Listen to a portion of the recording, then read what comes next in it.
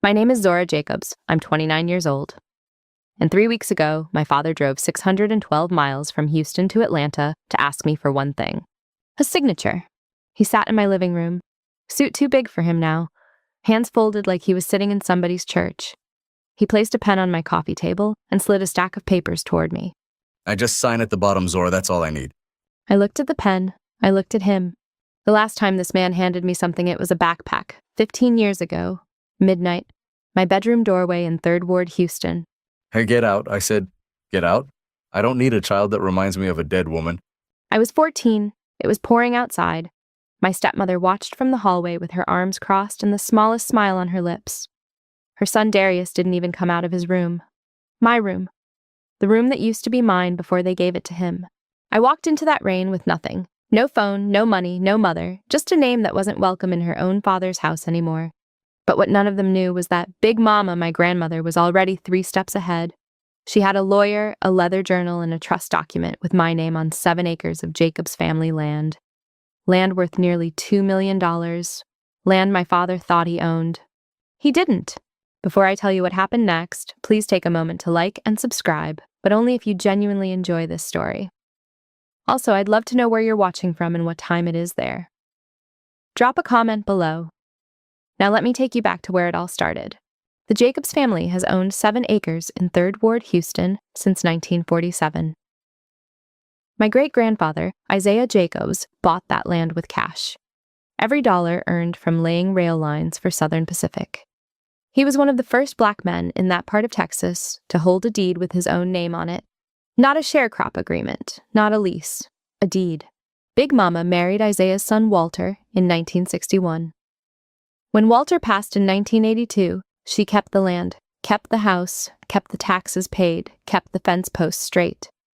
She taught 3rd grade at Blackshear Elementary for 41 years and never missed a property tax deadline once. Not once in 6 decades. That land wasn't just dirt and grass to her. It was proof. Proof that the Jacobs family existed, that we mattered, that nobody could come along and erase us. My father, Vernon Jacobs, was Big Mama's eldest son. Tall, broad shoulders, voice like a bass drum in a quiet room.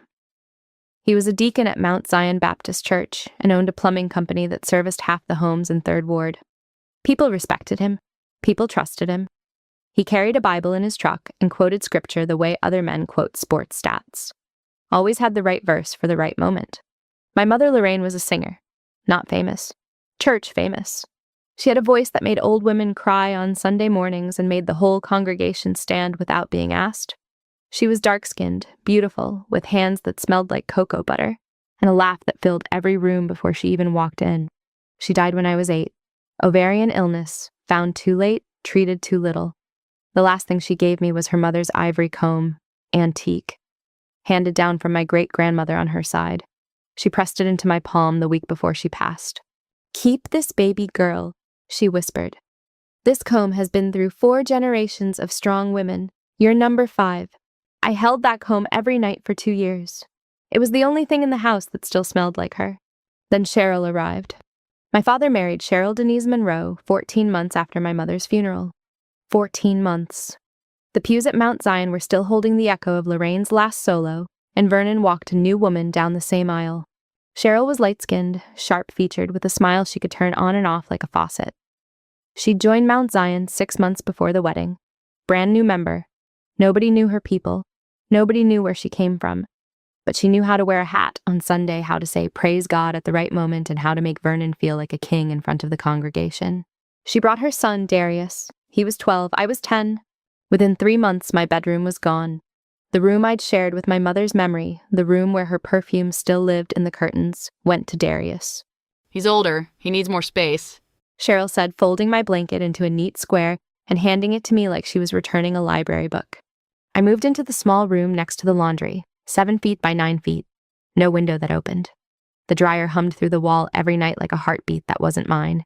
Darius got a new bike that Christmas, a mongoose, red and chrome. He rode it up and down Simmons Street while the neighbors watched. I got a pack of hair ribbons and a journal from the dollar store. Cheryl wrapped them in newspaper. "Money's tight," she told me. "Your daddy's got a bigger family now." That same month, Cheryl bought Darius a PlayStation and 3 games. I found the receipt in the kitchen trash, $279.43. I memorized that number. I still remember it. But Sunday mornings were the real performance. Every week, Cheryl dressed Darius in pressed slacks and a button-down shirt. She'd lint roll his shoulders in the parking lot before we walked in. Vernon would put his hand on Darius's back and guide him to the family pew. Third row left side, the Jacobs pew, been ours since 1963. I walked behind them, always behind. For youth. Sunday the year I turned 11, Cheryl had a suit custom made for Darius at a tailor on Alameda Road. Charcoal gray, white pocket square. He looked like a little businessman. The church mothers fussed over him. Vernon, that boy is sharp. Cheryl, you're raising him right. I wore a dress that used to be my mother's. Big Mama had taken it in for me, stitched the hem by hand, pressed it with starch until the cotton was stiff enough to stand on its own. It was lavender. My mother wore it the Easter before she got sick. Looking sharp, son? Vernon looked at Darius when we walked in. He straightened Darius's collar. He didn't look at me. Big Mama did. She was sitting in her usual spot. 5th row right side, hat like a crown, white gloves, back straight enough to make a ruler jealous. She saw me in that lavender dress and her eyes went soft. She reached out her gloved hand as I passed her pew. "Baby," she whispered. "you look just like your mama. That's the highest compliment I know." I squeezed her fingers and kept walking. I didn't cry. I'd already learned not to cry at church. Crying made Cheryl roll her eyes, and Cheryl rolling her eyes made Vernon clench his jaw, and Vernon clenching his jaw meant a quiet ride home with the radio off and nobody talking. So I held it, the way I held everything. After service, the congregation gathered in the fellowship hall for coffee and pound cake. Cheryl moved through the room like she was running for office. She introduced Darius to Deacon Phillips, to Sister Barbara, to Pastor Matthew's wife. This is our Darius, Vernon's boy. Vernon's boy. Not Vernon's stepson. Not Cheryl's son from before. Vernon's boy. Like she'd rewritten the paperwork in her head and made it true by saying it enough times. A church mother, Sister Thelma, caught me by the punch bowl. "And how's our Zora doing?" Before I could answer, Cheryl appeared at my elbow. She's fine. Quiet as always. Got her mama's complexion. She said it with a tilt of her head. A little smile. The kind of smile that carries a weight only certain people understand. Got her mama's complexion. Not her mama's voice. Not her mama's spirit. Her complexion. Like it was a condition. Something to manage. Something to pray about. Sister Thelma's face shifted. Just barely. Just enough for me to see. Cheryl patted my shoulder and walked away, heels clicking on the linoleum. I stood at that punch bowl, 11 years old, lavender dress pressed stiff, and I understood something I couldn't yet name. My stepmother wasn't just ignoring me, she was erasing me.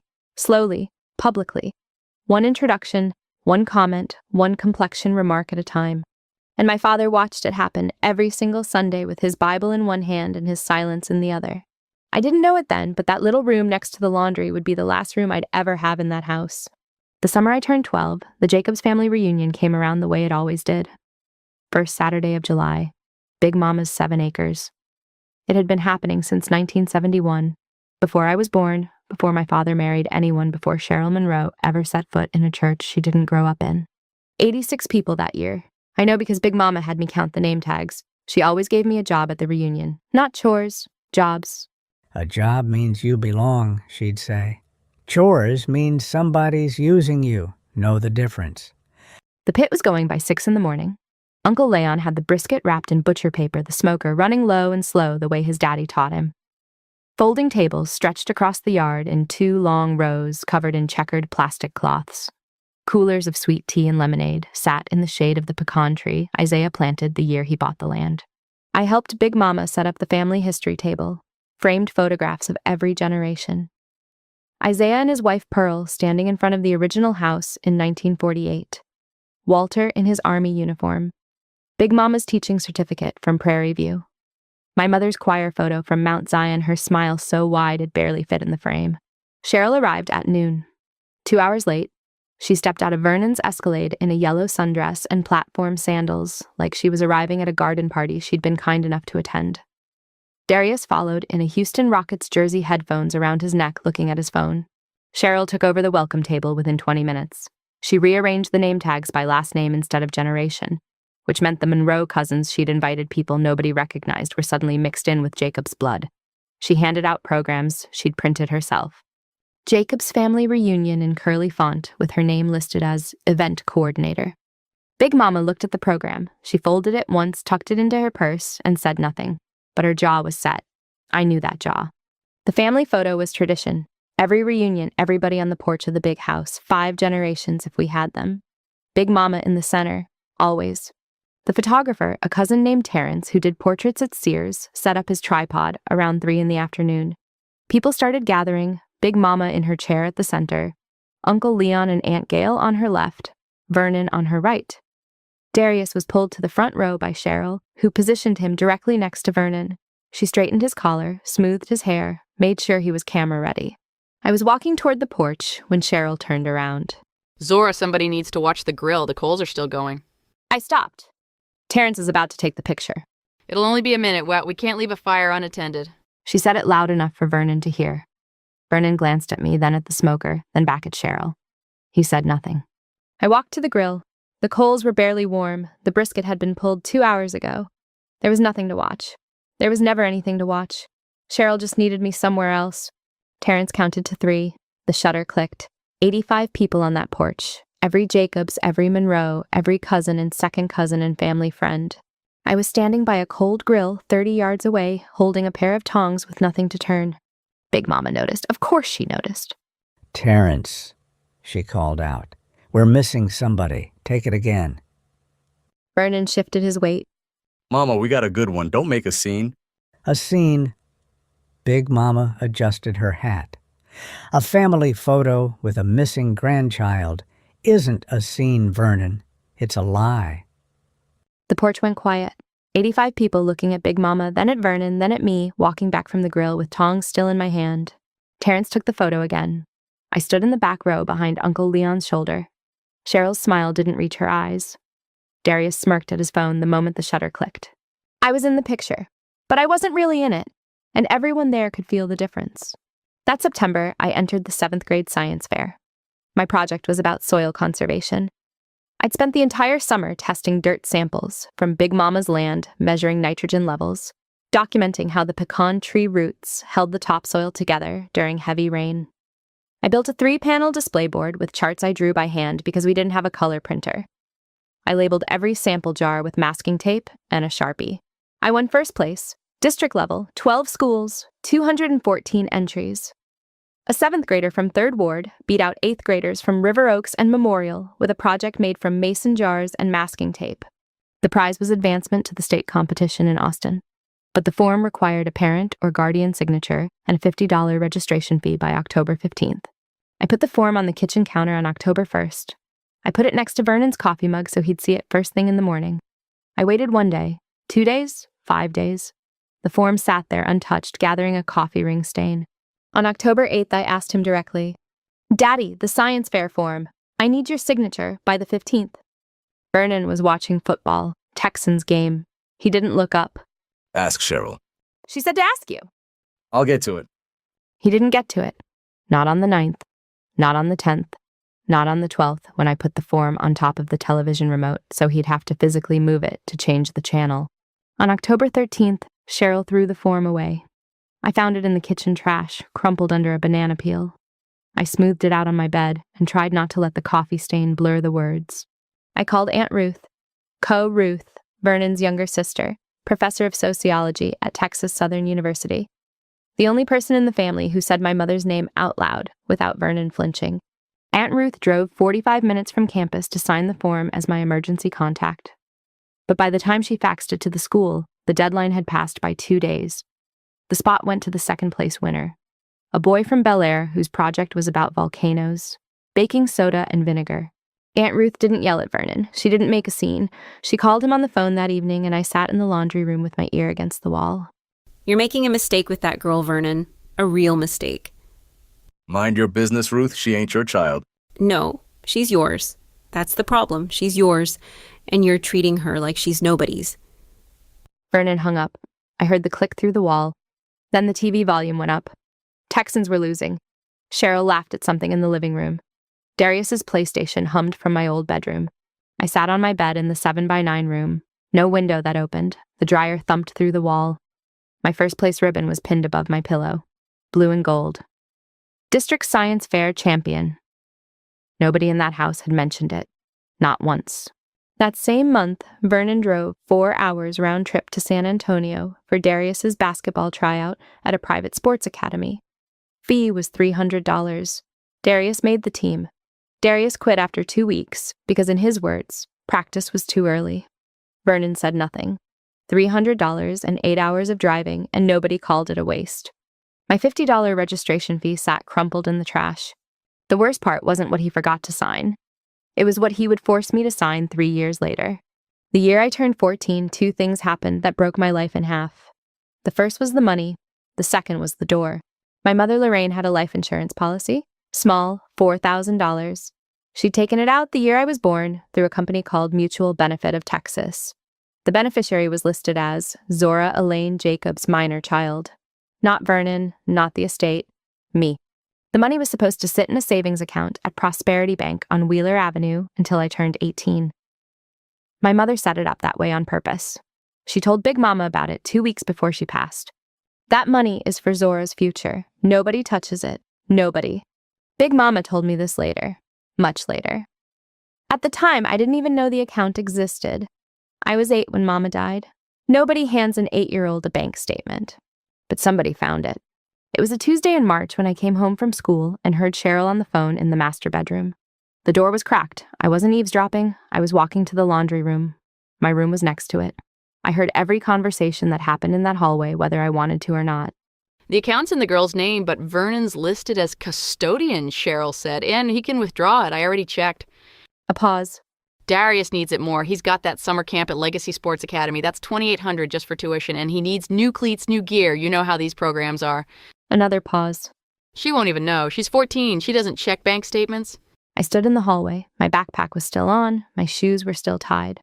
I didn't move. I didn't breathe. I counted my own heartbeats. 7, 8, 9, 10. Then Cheryl's voice, again lighter now, almost laughing. Girl Vernon will sign whatever I put in front of him. He's easy like that. I walked to my room, closed the door, sat on the bed, stared at the ceiling for 43 minutes. I know because I watched the clock on the wall tick the whole time. It was the kind of clock that made a sound every second. Tick, tick, tick. 43 minutes is 2,580 ticks. I counted every one. The next morning, I asked Vernon directly, Daddy Mama left me a savings account at Prosperity Bank. I want to see the balance. Vernon was pouring coffee. His hand stopped mid-pour. Just a fraction of a second. Then he finished pouring, set the pot down, and turned around. Who told you about that? Mama told Big Mama. Big Mama told me. There's no account, Zora. Your mama didn't have money like that. $4,000 life insurance payout, Prosperity Bank on Wheeler. His eyes shifted, not to me, past me, to the hallway where Cheryl was standing. I didn't turn around, but I could smell her perfume. Sweet and sharp, like sugar poured on a blade. The account was closed years ago. Medical bills, your mama's hospital stay cost more than you think. Mama's hospital bills were covered by the county program. Big Mama told me that too. Silence. Vernon's jaw tightened. Cheryl stepped into the kitchen. Zora, sweetheart. Her voice was syrup. Your daddy's told you the truth. That money went to take care of you. Food, clothes, keeping a roof over your head. You should be grateful, not accusatory. I looked at Darius's brand new Nike Air Jordans by the front door. $220. I looked at the Legacy Sports Academy brochure on the refrigerator. $2,800 for summer tuition. I looked at the PlayStation games stacked next to the TV, $60 each, 4 of them. I looked back at Cheryl. That was my mama's money. She left it for me. Don't you raise your voice in this house. Vernon's bass filled the kitchen. Cheryl has done nothing but care for you since the day she walked through that door. You owe her respect. I owe her my mother's money. The coffee mug hit the counter hard enough to crack the handle. Vernon pointed at me. One finger, steady. The deacon's finger. The same one he raised in church when he read scripture from the pulpit. Go to your room now and don't come out until you're ready to apologize. I went. Not because I was sorry, because the house had rules, and every rule in that house had Vernon's voice behind it and Cheryl's hand underneath it. But I didn't apologize. Not that day, not the next, not ever. 3 days later, I called Big Mama from the school payphone during lunch. Big Mama, they took Mama's money. The line went quiet. Not the quiet of someone thinking, the quiet of someone who already knew. How much was in it, baby? $4,000. And it's gone. Darius went to summer camp. He got new shoes, new everything. Big Mama exhaled. It was the longest breath I'd ever heard, like she was letting go of something she'd been holding for 6 years. Come to my house after school, Zora. Don't tell your daddy. Just come. I took the number 44 bus from Jack Yates to Big Mama's house on the land. The house was small, 3 bedrooms, yellow paint peeling on the shutters, a porch that creaked in the exact same spot every time you stepped on it. But it sat in the middle of 7 acres of green with the pecan tree shading the front yard and a vegetable garden along the south fence that Big Mama tended every morning before the sun got too high. She was on the porch when I got there, white house dress, reading glasses around her neck, a glass of sweet tea with so much ice it looked like a snow globe. She didn't ask me to explain. She patted the chair next to her and let me sit in silence for a while. The cicadas were loud. The wind moved through the pecan tree leaves like somebody shuffling paper. Then she went inside and came back with 2 things. The first was a small leather journal, brown, worn soft at the corners, tied with a cord. Everything you need to know is in here, she said. The land, the deed, the history. Who bought what, when, and why. When the time comes, you'll understand. The second thing made my throat close. My mother's ivory comb. I hadn't seen it in 4 years. The last time I held it was the night before Cheryl moved in.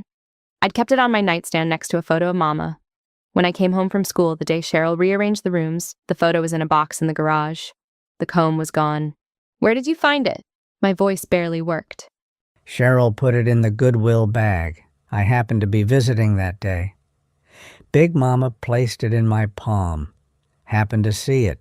Happened to take it home with me. She didn't say happened like it was an accident. She said it like a woman who had been watching waiting and collecting evidence for 6 years. Keep it, baby. Your mama gave it to you. 5 generations of strong women held that comb. You're not going to be the one who loses it. I slept at Big Mama's house that night, in the room with the yellow quilt and the window that actually opened. I could hear the wind and the frogs and the train whistle from the freight line 2 miles south. I held the ivory comb against my chest and breathed. That night after I fell asleep, Big Mama made a phone call. I didn't hear it then, she told me years later. She called a man named Raymond Okafor, a state attorney, office on Main Street downtown. She'd known him for 30 years, taught his daughter in 3rd grade. Raymond, she said, I need to change the trust tonight. I want my granddaughter's name on that land before the sun comes up. The breaking point came 6 months later, a Thursday in September, hot even by Houston standards, 97 degrees at 8 in the evening.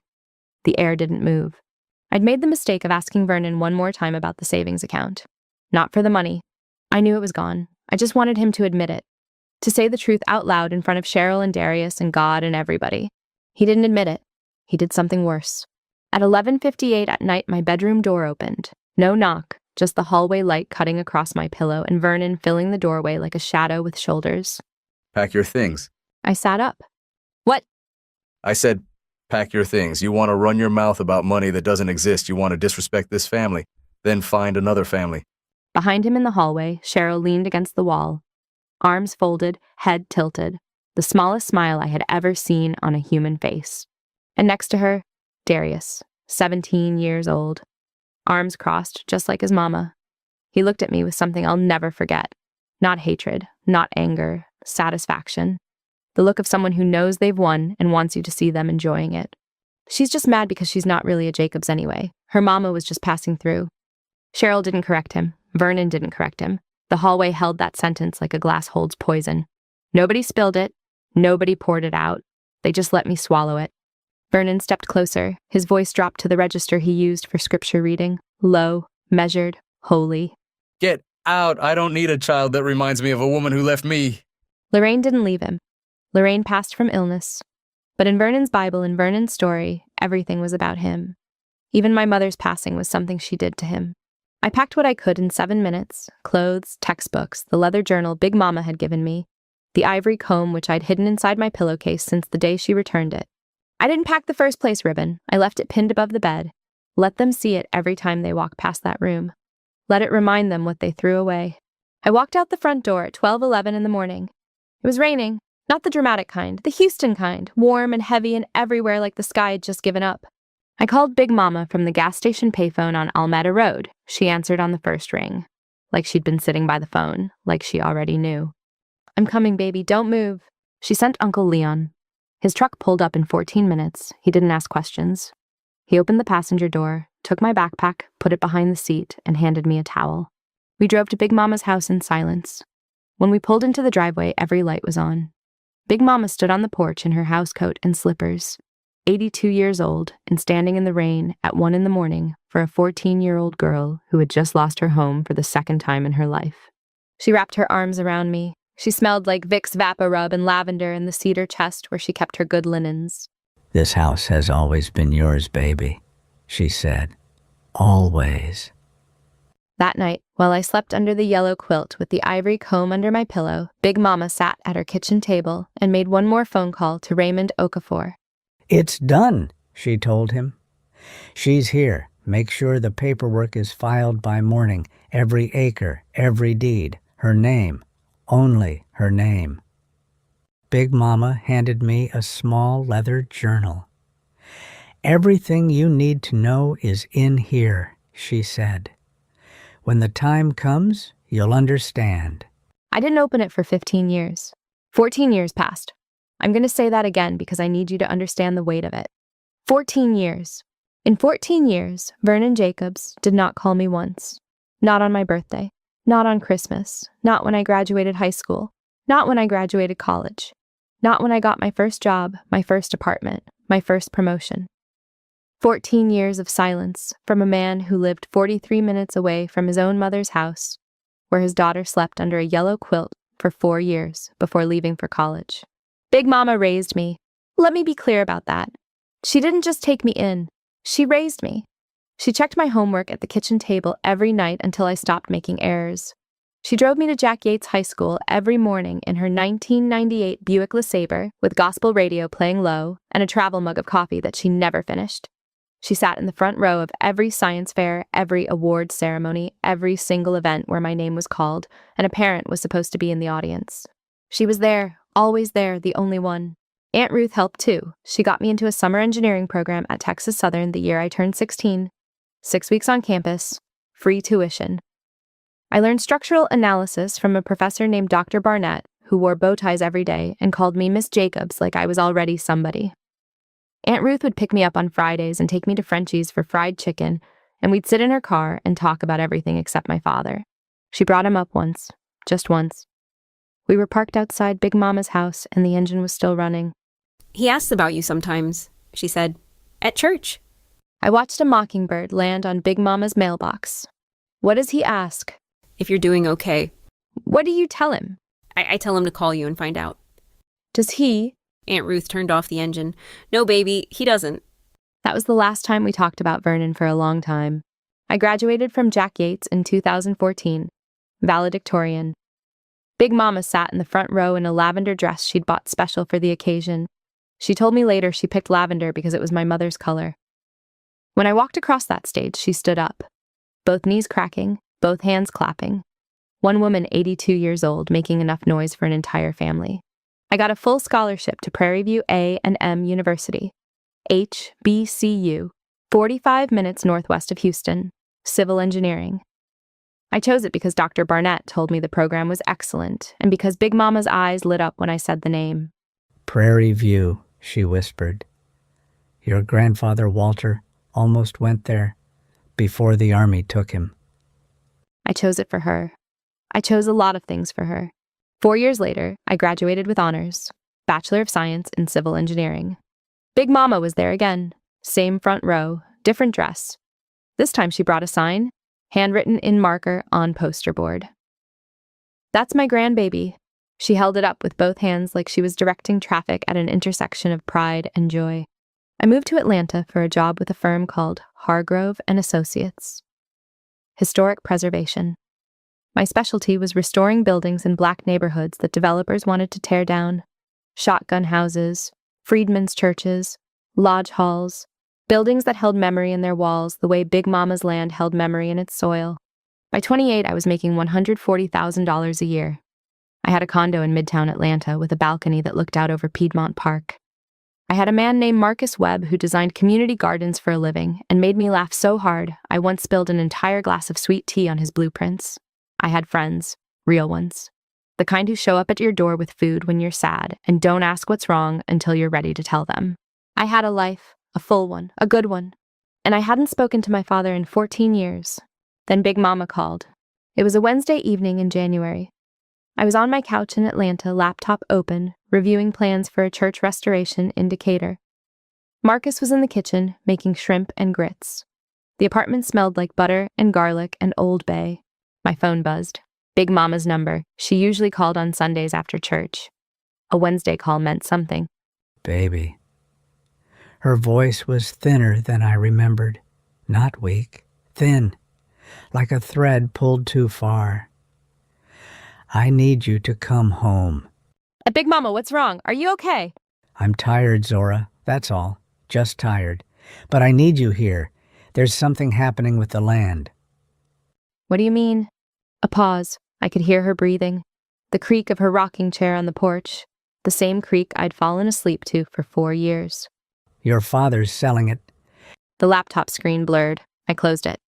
He can't sell it. It's your land. He thinks it's his baby. He's been telling people it's his for years. Got a developer from up north sniffing around. Sterling Heights Development. They want to build condominiums. On our land. On all 7 acres, including this house. Marcus appeared in the doorway, wooden spoon in his hand. He saw my face and set the spoon down without a word. I'll be there Friday, I said. I drove. Didn't fly. Needed the 11 hours on the road to think. Marcus offered to come. I told him not yet. This was a trip I had to make with the windows down and my mother's ivory comb sitting on the passenger seat like a co-pilot who didn't need to speak. I crossed the Louisiana border at sunset. By the time I hit Beaumont, the sky had turned that particular shade of orange that only happens on the Gulf Coast, the kind that looks like somebody set fire to the horizon and nobody bothered to put it out. I pulled into 3rd Ward at 9:37 at night. Simmons Street looked the same and different at the same time. The houses I remembered were still there but squeezed now. New construction pressing in from every side. A 4-story apartment building sat where Miss Gladys's flower garden used to be. A coffee shop with a chalkboard menu occupied the old barber shop where Uncle Leon got his fade every other Saturday. And then I saw it. Big Mama's 7 acres, still green, still open. The pecan tree still standing in the front yard like a sentinel that had been holding its post for 78 years. The house small and yellow with the porch light on. But along the east fence, a sign. Coming soon, Sterling Heights, luxury residences, modern living in historic 3rd Ward. Modern living, historic 3rd Ward. They were selling the history of my neighborhood as a feature, as an amenity, like it was granite countertops or a rooftop pool. And right next to that sign, a smaller one, temporary, printed on corrugated plastic, the cheap kind you stick in the ground with wire legs. For development inquiries, contact Vernon Jacobs. My father's name, on a sign, on our land, selling what Isaiah Jacobs bought with his own hands in 1947. I sat in my car for 11 minutes, engine off, headlights off, just the porch light from Big Mama's house making the pecan tree glow. Then the front door opened, Big Mama in her housecoat and slippers, the exact same way she'd stood on that porch 14 years ago when Uncle Leon brought me home in the rain. Except now she was in a wheelchair. Uncle Leon behind her, one hand on each handle. She couldn't walk to me anymore, so I walked to her. I knelt on the porch. She put both hands on my face. Her palms were dry and warm and steady. Her eyes were milky at the edges now, but still sharp underneath. Still the eyes that caught Cheryl putting a comb in a Goodwill bag. Still the eyes that counted every name tag at the reunion to make sure nobody was missing. They're circling baby, she said, like vultures on a fence post. I know Big Mama. Your father signed a paper. He signed it, thinking it was his right. It's not. No. She squeezed my face. It's not, but they don't know that yet. She wheeled herself back inside. I followed. Uncle Leon closed the door. The house smelled exactly the same. Vicks Vapo Rub, lavender, cedar. The ghost of every Sunday dinner that had ever been cooked in that kitchen. Big Mama pointed to the chair at the kitchen table. The same chair where I'd done homework for 4 years. A folder sat on the table, thick, manila. Sit down, Zora. It's time I told you everything. That Sunday, I sat in Big Mama's kitchen, and she told me the truth. All of it. Every single thing my father had done with her land, and what she had done to stop him. Big Mama laid it out like a teacher grading papers. Fact by fact. Line by line, no emotion wasted. Just the truth arranged in order so clean it could cut glass. Vernon had signed a preliminary agreement with Sterling Heights Development to sell all 7 acres for $450,000. A developer from Dallas named Craig Whitmore had approached him at a deacons conference in San Antonio 8 months ago. Whitmore had done his homework. He knew the land was surrounded by new construction. He knew the property value had climbed past $1.8 million. And he knew that Vernon Jacobs, deacon plumber and custodian of the Jacobs Family Trust, believed he had the authority to sell $450,000 for land worth $1.8 million. Vernon was giving away $1.5 million because Craig Whitmore bought him dinner at a steakhouse and called him sir. But that wasn't the worst of it. Cheryl and Darius had already received a $50,000 deposit from Whitmore. Cash, wired to an account in Cheryl's name at a bank in Sugar Land. Not the family account, not Big Mama's account, Cheryl's personal account. $50,000 of someone else's land money sitting in a checking account that Vernon didn't even know existed. She got her own account, I asked. Big Mama nodded. Has for years. Your father doesn't know about half of what that woman does with money. She opened the folder wider. Bank statements going back 10 years. Everyone stamped and highlighted in yellow marker. Big Mama's handwriting in the margins. Dates, amounts, notations. Over the past decade, Vernon and Cheryl had withdrawn $300,000 from Big Mama's joint household account. The account Vernon was added to when Big Mama had hip surgery in 2015 and needed help paying bills. He was supposed to write checks for utilities and groceries. Instead, he wrote checks for everything else. $18,000 for Darius's gambling debts at a card room in Midtown. $42,000 for a down payment on Cheryl's house in Sugar Land. A house Big Mama didn't know existed until a tax notice showed up in the mail. $65,000 for Vernon's Escalade. $28,000 for a business investment that turned out to be Darius's failed sneaker resale operation. The rest scattered across credit card payments, vacations, restaurant bills, and a $14,000 remodel of Cheryl's kitchen with marble countertops and a farmhouse sink. $300,000. Gone. All of it from an 82-year-old woman's account. Why didn't you stop them? My voice cracked. I didn't want it to. It did anyway. Big Mama folded her hands on the table. Her rings caught the kitchen light. The wedding band Walter gave her in 1961. Thin gold, never removed. Because I was building a case, baby. You don't stop a thief while he's stealing. You let him fill his pockets, then you lock the door. She reached into the folder and pulled out one more document. A trust amendment dated September 19th, 2010, the night I was thrown out, the night she called Raymond Okafor at 1 a.m. The amendment transferred full ownership of the 7 acres to me, Zora Elaine Jacobs, not Vernon, not the estate, me. Vernon remained listed as trustee for administrative purposes, meaning he could pay taxes and maintain the fence, but he could not sell transfer lease or encumber any portion of the property without the written consent of the beneficiary. The beneficiary was me. And there was one more clause, a clause Big Mama had added in 2018 when the developers first started circling. A clause that said no parcel of Jacob's land could be sold, subdivided, or rezoned without the notarized signature of the trust beneficiary. Without my signature, the land couldn't move. Period, not an inch, not an acre, not a blade of grass. Vernon didn't know about the amendment. He didn't know about the clause. He'd been signing papers and shaking hands with Craig Whitmore for 8 months based on authority he didn't have.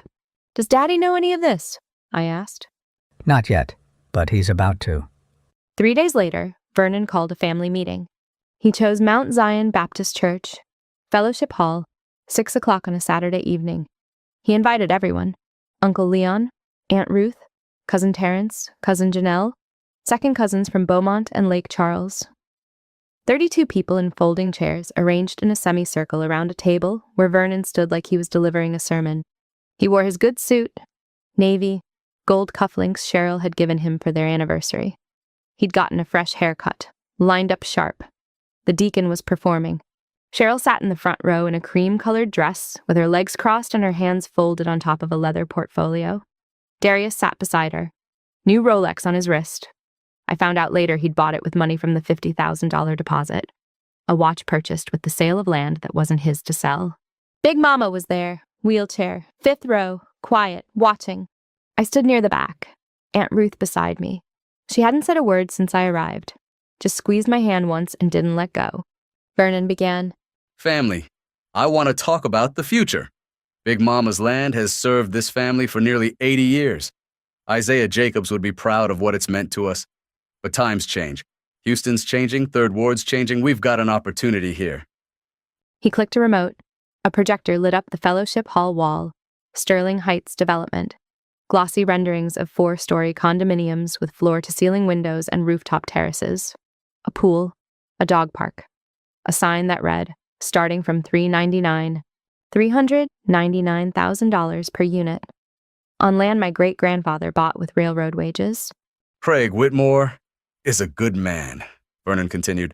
A Christian man. He's offering $450,000 for the full parcel. That money goes to the family. We split it fair and square. Cheryl opened her portfolio and began passing out brochures. Full color, heavy stock paper. She'd had them printed at FedEx. I could see the receipt sticking out of her purse. $87 for 35 copies. Darius leaned back in his chair. The Rolex caught the overhead light. He looked at me across the room and smiled. The same smile from the hallway. 15 years older. Exactly the same. Uncle Leon raised his hand. Vernon, does Mama know about this? Mama supports the family moving forward. Vernon didn't look at Big Mama when he said it. Big Mama didn't move, didn't speak, didn't blink. Vernon turned to me. The first time he'd looked directly at me since I arrived in Houston. And I need everyone here to sign the agreement, especially you, Zora. He said it casually, like he was asking me to pass the salt. Mama put your name on some old paperwork years ago. We just need your signature to make everything clean. Some old paperwork. That's what he called it. A trust document filed with Harris County. A deed that traced back to 1947. The legal ownership of 7 acres and 78 years of family history. Some old paperwork. I stood up. The folding chair scraped the floor. 32 heads turned. No! The word landed like a stone dropped in still water. The fellowship hall went silent. Not quiet. Silent. The hum of the air conditioner was the loudest sound in the room. Vernon blinked. Excuse me. I said no, and I know exactly why you need my signature. Cheryl stood. The leather portfolio slid off her lap and hit the floor. Brochures scattered. This is family business, Zora. You walked away from this family 15 years ago. You don't get a say. I didn't raise my voice. I didn't need to. The room was so still my normal speaking voice carried to every corner. I didn't walk away. I was thrown out, at midnight in the rain, by him. I pointed at Vernon, not with anger, with precision, the way you point at evidence in a courtroom. 32 people looked at Vernon. Some of them knew, most of them didn't. The ones who didn't leaned forward, the ones who did looked at the floor. Vernon's neck turned red above his collar. That was a long time ago, Zora. 15 years, I counted every single one. Darius stood up, the Rolex flashed. Man, why are we even listening to her? She hasn't been around for nothing. She shows up now when there's money on the table. Aunt Ruth's voice came from beside me. Calm, professorial. The voice of a woman who had spent 30 years teaching students how to think. Sit down, Darius. The adults are talking. Darius's mouth opened. Nothing came out. He sat. I looked at Vernon one more time. At the navy suit and the gold cufflinks and the projector still glowing behind him with pictures of condominiums that would never be built on my great-grandfather's land. You don't own those 7 acres, Daddy. You never did. I turned and walked out of the fellowship hall. Aunt Ruth followed. Big Mama stayed. She would tell me later that Vernon stood at that table for 4 full minutes after I left without saying a single word. The projector hummed. The brochures lay on the floor. 32 people sat in folding chairs waiting for the deacon to say something. He had nothing. For the second time in my life, my father had absolutely nothing. That night in Big Mama's kitchen, I opened the leather journal for the first time in 15 years. Inside between the deed copies and the land surveys, I found a letter. Big Mama's handwriting, small and precise, the handwriting of a woman who graded penmanship for 4 decades. 3 sentences. This land was bought with a black man's hands in 1947. It was kept by a black woman's will for 60 years, and it will be saved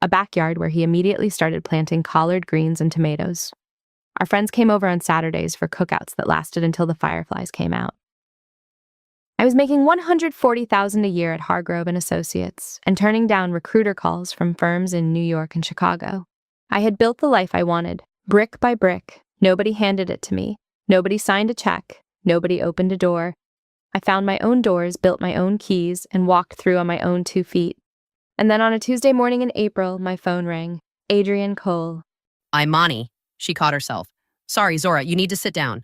I was already sitting, but something in her voice made me grip the arm of my chair. What happened? Your father just filed a lawsuit against you in Harris County. He's contesting the trust. He's claiming your grandmother was mentally unfit when she signed the amendment. My stomach dropped. And Zora? The church is backing him. Mount Zion Baptist Church issued a letter of support for Vernon's case. Pastor Matthews signed it personally. Then one Tuesday morning, Adrienne called. Zora, you need to sit down. Your father just filed a lawsuit against you, and the church is backing him. The lawsuit was filed on a Thursday. By Friday morning, half of Third Ward had heard about it. By Saturday, the story had reached every pew at Mount Zion Baptist Church. Vernon Jacobs versus Zora Elaine Jacobs. Harris County Probate Court. Case number 25-07439. My own father took me to court over land his mother gave me, and he did it in the name of God. Cheryl had been busy. In the 2 weeks between the family meeting and the lawsuit, she had moved through the Mount Zion congregation like a campaign strategist. Sunday dinners, Wednesday Bible study, prayer circle on Saturday mornings. Everywhere she went, she carried the same story, rehearsed and polished until it shined. Vernon is heartbroken, she told Sister Thelma at the church potluck. Big Mama's not well. You know how it is when they get older. Their minds start to go. Someone took advantage of her, put papers in front of her, and she signed without understanding. Vernon's just trying to protect his mother's wishes. She told Deacon Phillips the same version. She told the choir director. She told the youth ministry leader. She told Pastor Matthews' wife over coffee at a Starbucks on Wheeler Avenue, and by the time the check came, the pastor's wife was nodding along like she'd heard a testimony. Pastor Matthews signed the letter of support on church letterhead. We, the congregation of Mount Zion Baptist Church, stand with Deacon Vernon Jacobs in his pursuit of justice and the protection of his family's legacy. 47 signatures below his. 47 members of the church. I grew up in the church where my mother sang the church where Big Mama sat in the 5th row every Sunday for 61 years. 47 people who didn't call Big Mama once to ask her side.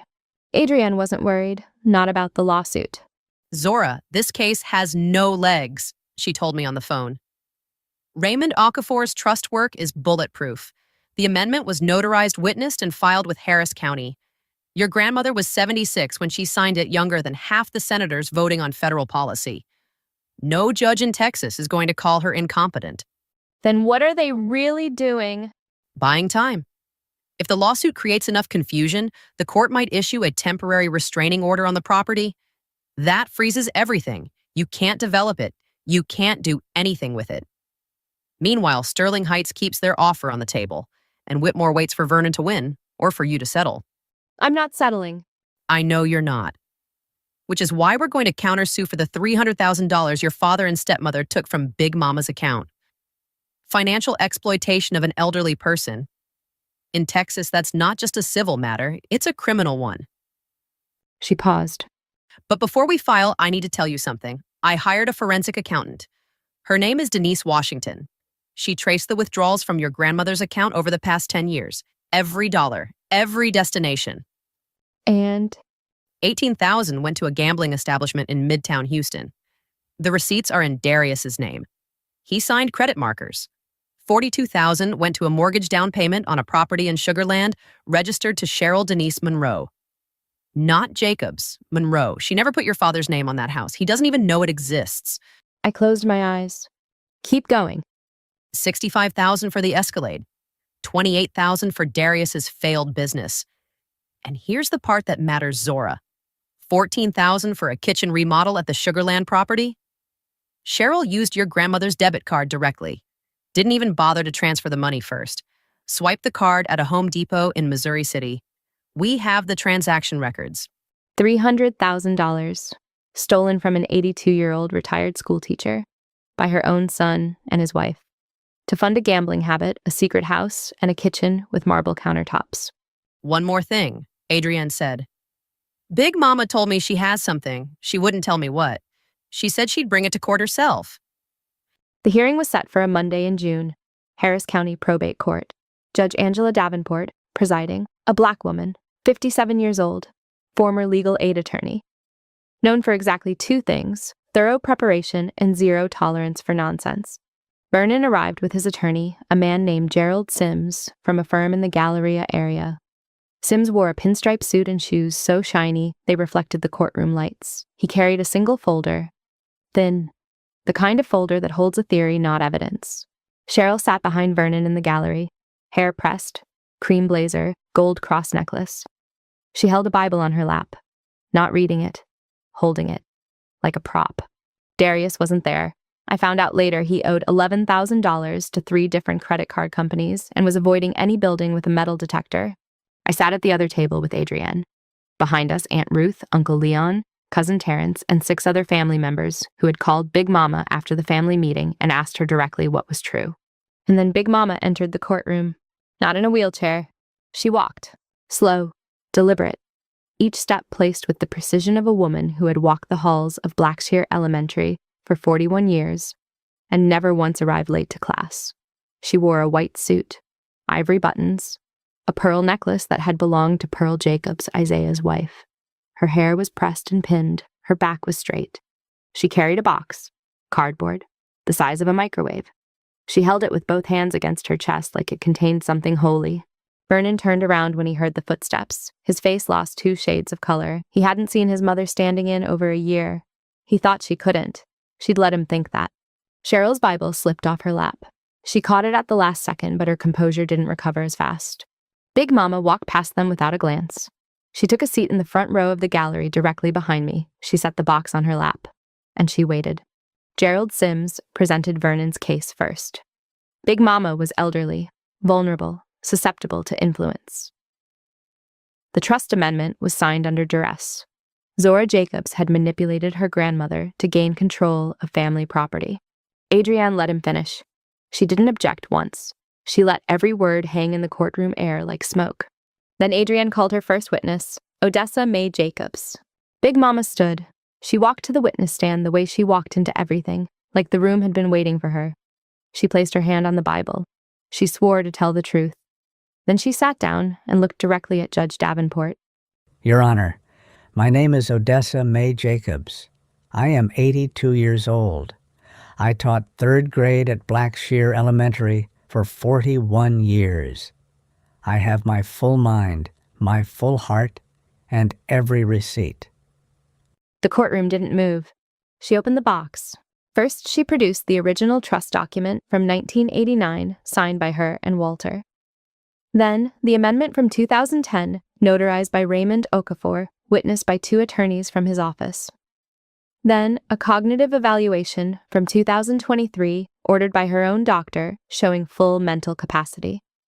Then a letter from Raymond Okafor, confirming he had reviewed the amendment with her in detail, and she understood every clause.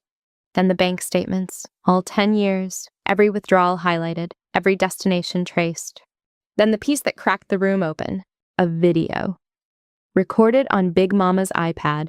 She'd propped it on her kitchen counter 6 months ago when Vernon came to discuss the land sale. In the video, Vernon sat at her kitchen table, the same table where I'd done homework, the same table where I'd read the letter. He was eating peach cobbler and talking with his mouth half full. Mama, you don't need all that land. You're too old to do anything with it. Let me handle it. You won't even notice it's gone. Then Cheryl's voice from off camera. Miss Odessa Vernon knows what's best. You just rest and let the family take care of things. Big Mama's voice steady as a metronome. And what about Zora? That land is supposed to be hers. Vernon waved his hand. A dismissive gesture. A flick of the wrist that erased 15 years of his daughter's existence. Zora left. She made her choice. She doesn't get to come back and claim what she walked away from. Big Mama's iPad captured everything. The cobbler, the hand wave, the lie, every frame. But the video that broke the case wasn't Vernon's. It was Cheryl's. Adrienne produced a second recording. A phone call. Big Mama had recorded it 8 weeks ago when Cheryl called to discuss next steps for the land sale. Big Mama had pressed record on her iPad and set it next to the phone on speaker. Cheryl's voice filled the courtroom, clear as church bells. Darius and I already got our cut from Whitmore. Once we close on the rest of the land, we're set. And honestly, Miss Odessa, once that money clears, I'm done with Vernon, too. He's a fool, always has been. I just needed his name on the paperwork. The courtroom went still. Not quiet. Still. The kind of still that happens when 30 people stop breathing at the same time. Vernon turned around in his chair. Slowly, like a man in a dream he can't wake up from. He looked at Cheryl. Cheryl's face was blank. Not shocked, not guilty. Blank. The face of a woman whose mask had just been pulled off and she hadn't decided yet which expression to wear underneath. Vernon's mouth opened. Nothing came out. He turned back to the front. His hands gripped the edge of the table. His knuckles went pale. Gerald Sims closed his folder. The thin folder. The folder with a theory and no evidence. Judge Davenport removed her glasses. She set them on the bench. She looked at Vernon's table, then at ours, then at Big Mama in the front row, with her empty box and her pearl necklace and her 41 years of third-grade teaching and every single receipt. The judge didn't need 3 days to deliberate. She needed 3 minutes. And the words she said next made my father grip the edge of the table like it was the last solid thing in his world. The court finds the trust amendment dated September 19th, 2010, to be valid, binding, and executed by a competent grantor of sound mind. Judge Davenport's voice carried no drama, no flourish, just law. The petitioner, Vernon Jacobs, has presented no credible evidence of undue influence, mental incapacity, or procedural defect. The trust stands. Zora Elaine Jacobs is the sole legal beneficiary and owner of the property in question. She turned a page. Furthermore, the court has reviewed financial records submitted by the respondent's counsel, documenting unauthorized withdrawals totaling approximately $300,000 from the accounts of Odessa Mae Jacobs over a 10-year period. The court refers this matter to the Harris County District Attorney's Office for investigation of potential financial exploitation of an elderly person under Texas Penal Code. She looked at Vernon. Mr. Jacobs, you are ordered to make full restitution of $300,000 to your mother's estate within 90 days or face contempt proceedings. The preliminary agreement with Sterling Heights Development is declared null and void. Any further attempts to sell, transfer, or encumber the property without the written consent of the beneficiary will result in criminal charges. She closed the folder. The court is adjourned. The gavel hit once. The sound bounced off the courtroom walls like a period at the end of a sentence that had taken 15 years to write. Cheryl moved first. She picked up her Bible from the floor where it had fallen during the recording. She placed it in her purse. She stood. She smoothed her cream blazer. And she walked out of the courtroom without looking at Vernon, without looking at anyone. She walked the way she had always walked, heels clicking, chin up, the performance continuing even when the audience had stopped believing. She didn't say goodbye. She didn't say anything. She just left. Vernon sat at the table. Gerald Sims leaned over and whispered something. Vernon didn't respond. Sims gathered his thin folder, his shiny shoes catching the fluorescent light one last time, and he left too. The courtroom emptied around Vernon like water draining from a tub. Uncle Leon stood in the gallery. He looked at Vernon for a long time. Then he shook his head once slow and heavy, the way a man shakes his head when disappointment has gotten too big for words. He walked out. Aunt Ruth touched my shoulder. I'll be in the car. She kissed my temple and followed Uncle Leon. Big Mama remained in the front row. Box empty, hands folded. She watched her eldest son sitting alone at a table in a courtroom where he had come to take something that was never his. She didn't speak to him. She didn't need to. 60 years of motherhood sat between them, and every year was heavy. I walked to Adrienne's side. What happens now? Sterling Heights will demand their $50,000 back from Vernon. He doesn't have it. Cheryl spent it. Darius spent it. Vernon's going to be in financial trouble for a long time. And Cheryl? Adrienne's jaw tightened. The Sugarland house is in her name only. She's been building an exit strategy for years, Zora. Your father was a tool. She used him to access your grandmother's money, and she was going to leave him the moment the land sale closed. I looked at Vernon, still sitting, still gripping the table. He didn't know about the Sugarland house. He didn't know about any of it, the separate bank account, the house, the exit plan. In her mind, Vernon was a means to an end, and the end was always the money. I should have felt satisfaction. Part of me did, but a larger part felt something I didn't expect. Not sympathy, not forgiveness. Just the exhaustion of watching a man discover that the woman he chose over his daughter had never chosen him at all. 2 weeks passed. I stayed in Houston, worked from Big Mama's kitchen table during the day, and sat on the porch at night listening to the freight train whistle and the pecan tree leaves and the sound of a neighborhood that was still breathing, despite every developer trying to suffocate it. Cheryl filed for separation within a week of the hearing. She moved into the Sugarland house, the house my grandmother's money paid for. She didn't fight for anything of Vernon's, because she'd already taken everything she wanted years ago. Darius disappeared. Not dramatically, not in the middle of the night. He just stopped answering his phone. His apartment in Midtown was emptied out. Landlord said he owed 4 months' rent. The Rolex was listed on a resale website for $1,100. The watch Whitmore's deposit money had bought sold at a loss by a man who had never earned a dollar that didn't come from someone else's pocket. Aunt Ruth told me Darius was working at a mechanic's shop in Katy, changing oil, rotating tires, first real job he'd ever held. She said it without judgment. I received it without comment. Darius was 32 years old and learning for the first time that a day has weight when you actually carry it yourself. The Sunday after the hearing, I went to Mount Zion Baptist Church. I hadn't planned to. I woke up that morning in Big Mama's house and put on a dress without thinking about where I was going. A navy blue dress, simple. My mother's ivory comb in my hair. I drove to Wheeler Avenue and parked in the same lot where Vernon used to park his Escalade in the Deacon's spot. The Deacon's spot was empty. I walked in during the second hymn. The sanctuary smelled the same, wood polish and old hymnals and the faint sweetness of the communion grape juice they kept in the back room. The stained glass threw colored light across the pews the way it had since I was 8 years old, since I was Lorraine's daughter, sitting in the third row, watching my mother's voice lift the entire room off its foundation. People noticed me. Of course they did. Sister Thelma turned around. Deacon Phillips looked up from his program. Pastor Matthews paused mid-verse, and his eyes followed me as I walked down the center aisle. I sat in the 5th row, right side, Big Mama's spot. She wasn't there that morning, too tired from the hearing, but her seat was open because nobody in 61 years had ever sat in Odessa Mae Jacobs' pew without her permission. I sat in it, and nobody said a word. After service, I walked to the parking lot. The sun was punishing, Houston in June. The asphalt felt soft under my shoes. Vernon was standing by a truck. Not the Escalade, a Ford pickup. Old, borrowed probably. He was alone. No Cheryl beside him smoothing his collar, no Darius behind him smirking, no congregation surrounding him shaking his hand. Just a man in a suit that didn't fit right anymore, standing next to a truck that wasn't his in a parking lot where the Deacon's spot had his name removed from the sign. He saw me. I saw him. I walked over. Not fast, not slow. The pace of a woman who was done running toward her father and done running away from him. Zora. His voice was gravel. Weeks of not preaching had made it rough. Daddy? We stood in the heat, cars pulling out around us, church mothers waving from windows, the world continuing. I was protecting this family, he said. That's all I was trying to do. You were protecting Cheryl's family, not mine, not Big Mama's, Cheryl's. His jaw worked. I didn't know about the Sugarland house. I didn't know about the account. You didn't know because you didn't want to know. You chose not to see it the same way you chose not to see me for 15 years. I was ashamed, Zora.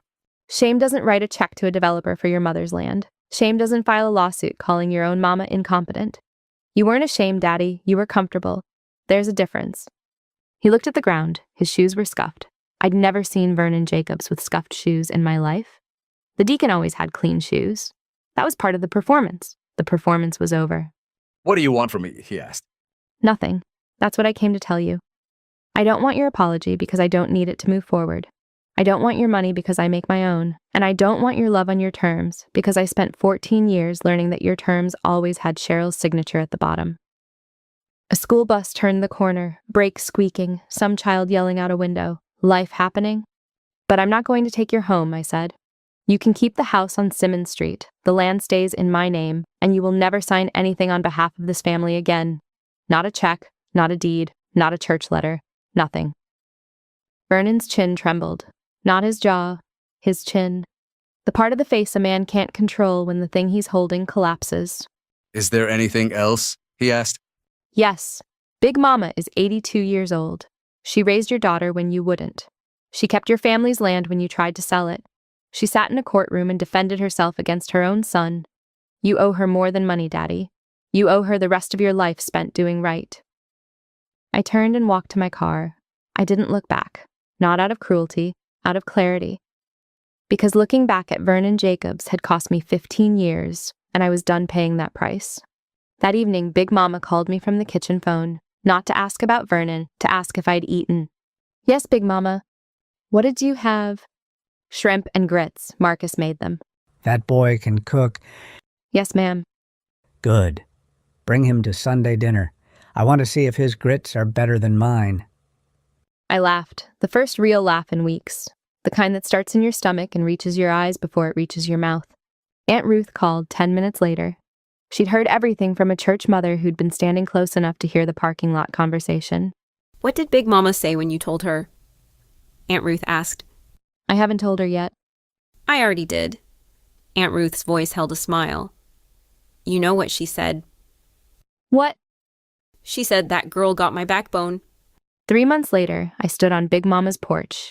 The bulldozers were gone, the developer signs were down, and in their place a new sign, one that had my name on it. October 11th, a Saturday. The sky over 3rd Ward was the kind of blue that only happens in Texas after a week of rain has scrubbed every cloud out of the atmosphere. Clean, bright, like the sky itself had decided to show up. The sign read, Jacobs Heritage Village, affordable housing for the heart of 3rd Ward, groundbreaking ceremony today. My name was underneath. Zora Elaine Jacobs, founder and project director. Next to it, the logos of Rebuilding 3rd Ward, the City of Houston Community Development Office, and the Texas Historical Commission. 217 people came. I know because Cousin Terrence counted them the way Big Mama taught him to count name tags at the reunion. Every head, every face, nobody missing. The folding chairs were set up on the east side of the property, the same spot where Sterling Heights had planted their sign 8 months ago. That sign was gone. In its place, a temporary stage with a podium, a microphone, and a banner that Patricia Odom from Rebuilding 3rd Ward had designed. Building legacy, preserving community, honoring history. Big Mama sat in the front row, center chair. She wore purple, a suit she'd had tailored on Almeda Road, the same street where the tailor had made Darius's charcoal suit for Youth Sunday 17 years ago. But this suit wasn't for a performance. It was for a coronation. Her pearl necklace, her white gloves, her hat wide-brimmed and tilted at exactly the angle that said, I have been waiting for this day longer than most of you have been alive. Uncle Leon sat beside her, Aunt Ruth on the other side. Cousin Terrence had his camera out. Cousin Janelle had driven from Beaumont with her 3 children and a cooler of potato salad. Marcus stood near the back of the stage, holding blueprints rolled up under his arm. He'd designed the community garden layout himself. 40 raised beds, a composting station built from reclaimed wood, a children's learning plot with a hand-painted sign that read, Grow where you're planted. He wore a linen shirt and work boots with soil still on the soles. He looked exactly like a man who had spent 3 months kneeling in Texas dirt to make something beautiful for people he'd never met. I loved him for that, among other things. The Houston Chronicle sent a reporter and a photographer. KHOU Channel 11 had a camera crew set up near the pecan tree. City Councilwoman Brenda Simmons arrived with her chief of staff and a proclamation from the mayor's office, declaring October 11th Jacobs Heritage Day in the 3rd Ward community. Patricia Odom spoke first. She talked about gentrification, about displacement, about how 3rd Ward had lost 42% of its black homeowners in the past 15 years. Every time we protect a parcel of historic black land, she said, we're not just saving dirt, we're saving a story. Councilwoman Simmons spoke next. She talked about the Community Development Block Grant that would fund the first phase of construction. 24 units, 2 and 3 bedrooms, rents set at 30% of area median income. This is what community investment looks like, she said. Not condominiums for people who've never set foot in this neighborhood, homes for the people who built it. Then it was my turn. I walked to the podium, the microphone hummed. 217 faces looked up at me. Some I knew, some I didn't. Some had signed that church letter supporting my father's lawsuit. I saw them in the crowd, and I didn't look away. I didn't avoid them. I just saw them the way you see a chapter in a book you've already read past. My name is Zora Jacobs, I began. My great-grandfather, Isaiah Jacobs, bought this land in 1947. He paid for it with money he earned laying rail lines for Southern Pacific. He couldn't eat at most restaurants in Houston, he couldn't sit in the front of the bus, but he could own land, and he decided that was enough to start building a future. I paused. Big Mama's eyes were on me, steady, shining. Isaiah passed the land to his son Walter. Walter passed it to his wife Odessa. And Odessa, my voice almost broke, but I held it the way she taught me to hold things. Odessa kept it, through droughts and floods and tax liens and developers and her own family trying to sell it out from under her. She kept it because she understood something most people forget. Land doesn't just hold buildings, it holds memory. It holds proof that you were here. I looked at the pecan tree, 78 years old. Its branches spread over the stage like arms reaching out to hold the whole ceremony. Today we break ground on 24 homes, a community garden, and a community center. I turned to the rendering on the easel beside the podium. Marcus had designed the building himself.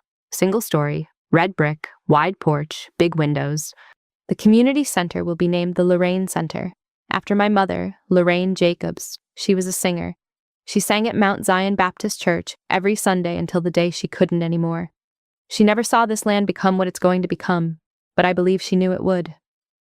My hand went to my hair, the ivory comb, 5 generations.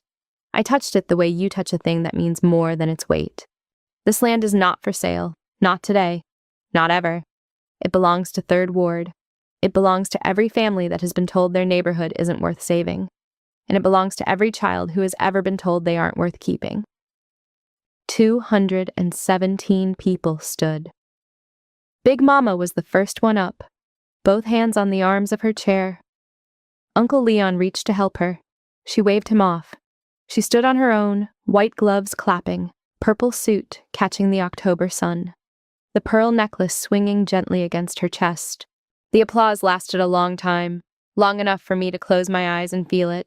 After the ceremony, I walked the land. The crowd had moved to the refreshment tables. Uncle Leon was manning the grill because some things never change. Cousin Janelle's potato salad was disappearing fast. Marcus was on his knees by the south fence, showing a group of children how to test soil pH with a strip of paper and a jar of water. I walked to the pecan tree. I put my hand on the bark. Rough, warm from the sun. 78 growth rings underneath my palm. 78 years of roots spreading through soil my great-grandfather chose because he knew what good earth felt like. Vernon was there. I'd seen him arrive during the councilwoman's speech. He stood at the very back of the crowd. No suit, just slacks and a button-down shirt, untucked. No gold cufflinks, no deacon posture. He looked smaller than I remembered. Not physically, something else. Like the scaffolding that had held him up for 60 years had been quietly removed, and he was learning how to stand on what was left.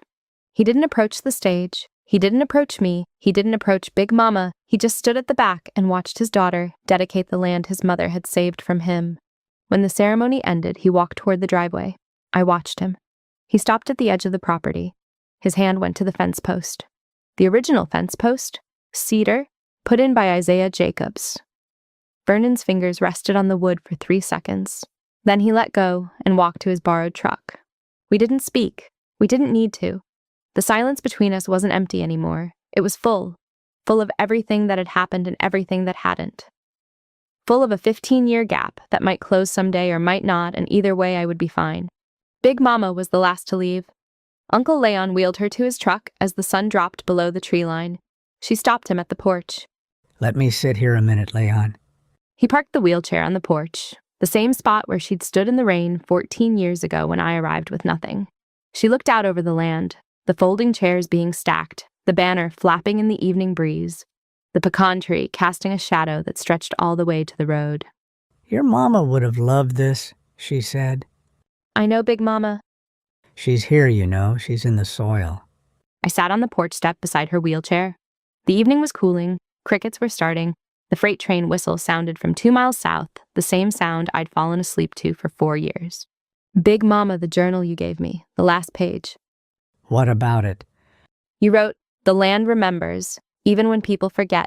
Keep it, baby. Keep it for everyone who comes after you." She smiled. Not a wide smile, the small kind. The kind that means a woman has said everything she needed to say, and the world finally heard it. I meant every word. I took her hand. Her fingers were thin now.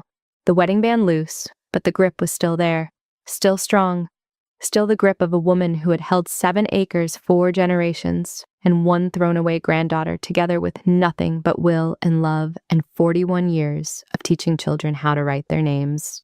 That night, I sat in Big Mama's kitchen one last time before driving back to Atlanta. The leather journal was open on the table, every page filled now. Isaiah's deed, Walter's service record, Big Mama's trust amendment, my mother's insurance policy, the cease and desist letter, the court ruling, and at the very back a new page, my handwriting. This land was bought by Isaiah Jacobs in 1947. It was kept by Odessa Mae Jacobs for 60 years. It was saved by Zora Elaine Jacobs in 2025, and it will be here long after all of us are gone, because the land remembers, even when people forget. I closed the journal. I placed my mother's ivory comb on top of it. 5 generations of strong women.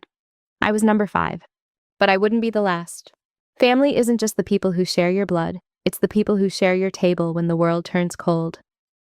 Big Mama taught me that. The land taught me the rest. Your worth isn't determined by who sees it. It's determined by what you build when nobody's watching. Thank you so much for staying with me until the end. If this story resonated with you, please hit that like button and subscribe. I'd love to hear from you. Have you ever had to set a boundary with family? How did it change your life? Drop your thoughts in the comments, and if you want more stories like this, check out the video in the description. Until next time, take care of yourself. You deserve it.